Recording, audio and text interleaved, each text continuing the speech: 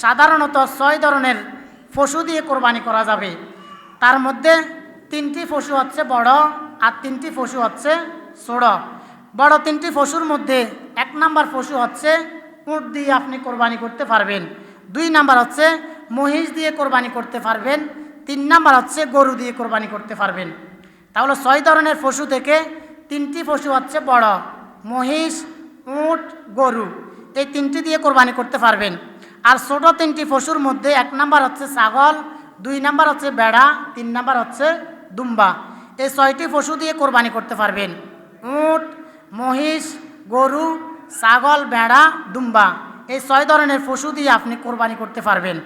এখন কোন পশু কতটুকু বয়স হলে আপনি কোরবানি করতে পারবেন এই ব্যাপারে এসেছে। যদি উট হয় তাহলে উটের বয়স সর্বনিম্ন 5 বছর হতে হবে। যারা উট দিয়ে কোরবানি করবে ওই উটের বয়স সর্বনিম্ন 5 বছর হতে হবে।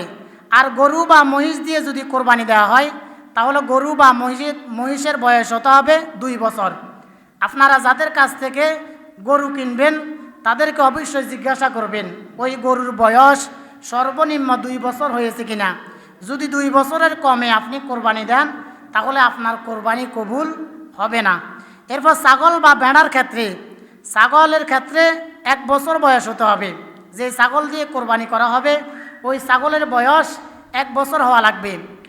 ভেড়া বা দুম্বা দিয়ে যদি কোরবানি দেওয়া হয় তাহলে ওই ভেড়া বা দুম্বার বয়স কমপক্ষে 6 মাস হতে হবে।